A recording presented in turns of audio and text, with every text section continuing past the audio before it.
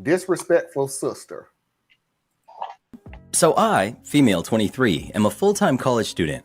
Right now I'm living with my sister, Claire, and her husband, Thomas, while I get through my current semester. I don't work, so I don't have everything I need for my daily skin and hair routine, so I borrow stuff from Claire.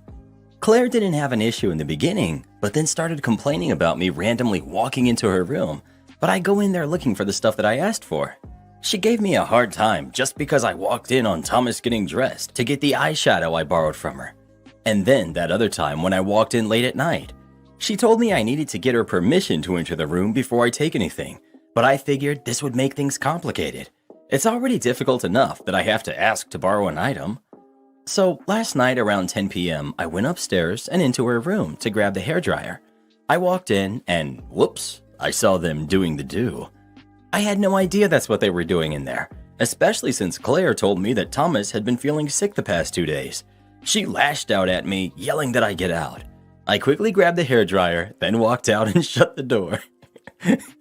Had to have that hairdryer, didn't you? Minutes later, she came downstairs in her robe and went off on me, saying she was done with me, repeatedly disrespecting and violating her and her husband's privacy. I told her it was cool, no big deal, and that I needed the hairdryer, but I didn't have time to ask for permission. She got even louder, saying I had no business barging into her marital space and embarrassing her and her husband like this. I told her that I was sorry, but she really is overreacting to the whole thing. This made her even more upset. She went on about how I'm living here rent-free and yet not being respectable enough. I stopped arguing and went to my room. This morning, Thomas left the house early and Claire ignored me at breakfast, still upset, saying that I don't get to say whether she overreacted or not and that my behavior was inappropriate. She even wants me to apologize to her husband for making last night awkward. She's not serious, is she? I can't even take this video serious. Because you can't believe somebody is just that clueless. No, I just know that the whole storyline is stupid and contrived and stupid. It's a stupid sandwich. Stupid, contrived, and stupid. It's a stupid sandwich. She can't be serious though. She's living, girl. What did you think? What's wrong with people? I had no idea what they were doing in there. Yeah. And sometimes people have quiet sex. You don't know what they're doing. But it's and not, you don't need to. You don't need to, but you can still have the decency to, I don't know, knock on the door. That, you know.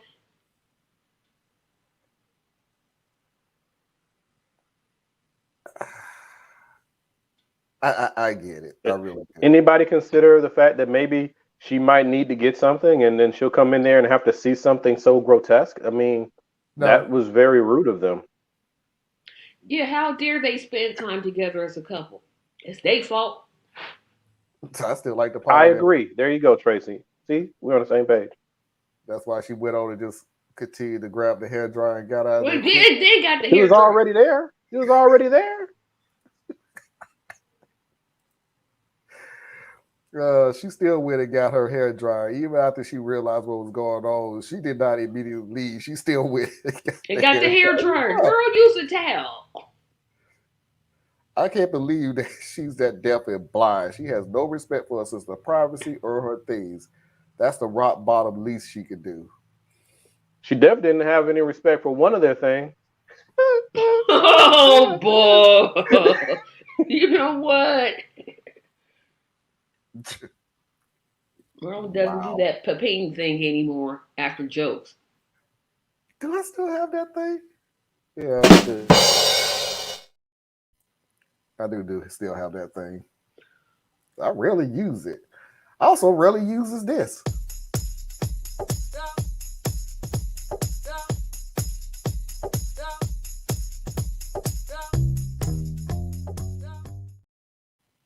Well played, Marlon.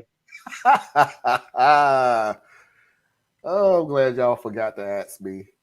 Now, here's the deal. This guy that I listen to now, I really enjoy his stuff because he actually reads the Reddit stories. but he also reads the Reddit replies to the story.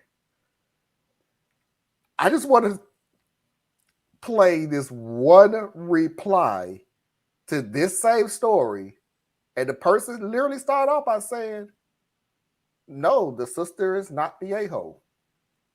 Not the jerk. People really do overreact about you have to knock first. If you're talking to your kid, okay, but you don't talk that way to a grown adult. We aren't students in school who need permission to go to the bathroom, and these idiots should have had their door locked, so that's on them. I have a sister who also was a total drama queen with this kind of stuff. Long story short, after years of her overreacting to things I did, I finally gave her something to overreact about, which resulted in her divorcing her husband. Then he tried to get with me, but I wasn't interested. Told him our fling was just a way I could get back at my sister for everything she had put me through. I don't know if Thomas is hot or not, but you might want to consider this, as I guarantee your sister would be getting a taste of her own medicine. One thing I found in my 26 years of life is there's no better way to get revenge on a bad woman than to hook up with her hubby. I know that makes me sound like a total jerk, but after everything I've been through, I think I deserve to be a jerk sometimes. People like that, I just wish bad things for. Yeah, what the bleep is wrong with her? Because those are the people who think that they're always the victim in every story that could ever be. She slept with the sister's husband? What? Because her sister wasn't being nice to her. And that was her revenge. That was the revenge. That's how people are. There are people who are just they're that dark. When you gone your whole life literally feeling like you don't do wrong, no matter how many people have told you that you're wrong, no matter how many people that you respect or don't respect or whatever, all telling you wrong, you will still keep doing it until you get the one person that says you was right. And you put that right person up on the pedestal and you'll continue doing all the wrong that you've been doing. And then it gets a little worse, Tracy, because after a while, just like her, she don't care if she did wrong. Yeah, I did wrong. But this will show you not to mess with me. That's like the people that you see on social media that like to brag about being with somebody else's man.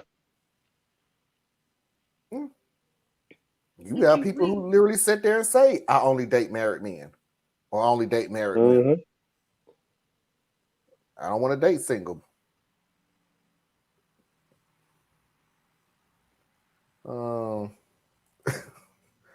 Parker said, no, I should have known when the first video trailed off and he didn't finish the sentence completely. No, this story done turned. I think it means took a turn. Oh, took a turn. Okay. Many years ago, I rented a room a few times, had a separate bedroom and a full guest bathroom. None of them were permitted to come into my room, and I never went into theirs without permission. Permission. That's norm, and we know that as the norm. You just gonna walk in. There are some people who that's the sister. Yeah, but thank you, because I'm the sister. I don't care if you the mother. If my door is closed, you better knock. And there's some mother who think the same way. There's some mothers who feel like I got a story that I'll share one day where the mother moved in for 2 weeks on vacation with the son and the sister-in-law and decided to rearrange the whole damn house. Now, Marlon, stop telling your mother like that. Well, my mother-in-law would never do something like that. I ain't got to worry about that. And my mother definitely wouldn't do it. But no. As a matter of fact, my mom ain't gonna move. Nah, she ain't gonna do that. WTF, I've honestly never heard that before. I only date married men. Yeah. Yes. You got to be a low down piece of crap. There are men and women who flat out say, I only date married men / married women. He has a commitment, Yep. and he's going off on his commitment, and then you help it up. Nah, you just They low. don't want. That's because, and this is what I have tried to get across people in the past. The side dude, and mainly it's the side dude. He don't want a promotion. Okay. Basically. The job he applied for was, I will be your physical relief.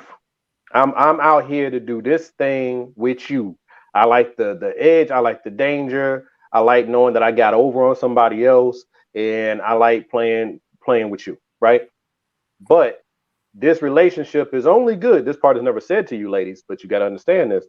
This relationship is only good so long as you have him. Yeah. Because the moment you break up with him, you have also broken up with me.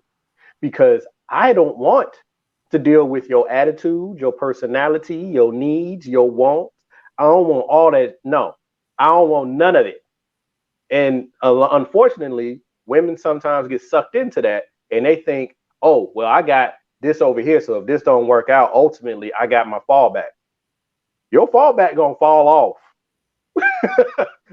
immediately, and then guys on the other side, I mean, yeah, the girls on the other side, where they're being like the other woman, sometimes they're operating that exact same way, or sometimes for some weird reason they think that if it doesn't ultimately work out with his main girl, you'll get promoted.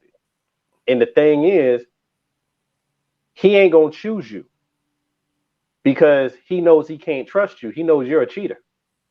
Or if he does, he'll Yeah, you just see cheat how on you dumb with that somebody sounds? else. But we Right, can but still you're a use, cheater though. but we You're can a still cheater. use See, the that girl I'm cheating analogy. on ain't a cheater. But we can still use the analogy of what you was the working class. Okay, you do get promoted. I'm talking to the women who only date married men. And you get promoted. He leaves his wife or whatever, and he gets with you and he's serious with you. This is what you don't think about. Remember how if somebody gets promoted, now that person position has to be filled? Yep, create a vacancy. And You created, you yeah. don't think he's gonna fill that vacancy? No, because you think you're more than enough. See, that's the thing. Nah, And no. that's where people get themselves stuck in these weird things. And see, I can't stand liars and cheaters. Like, I really can't. I have no compassion for you. Whatever happens to you, and I don't give a damn. Like, you cheating on your old lady or you cheating on your old man, and then something goes sideways and you get shot down in the streets because of it. Too bad. I don't care. Oh well, because I don't like cheaters. I just don't like them. They really, really bother me on a whole deep level. Because I'm like, you don't want to be with somebody, just leave them.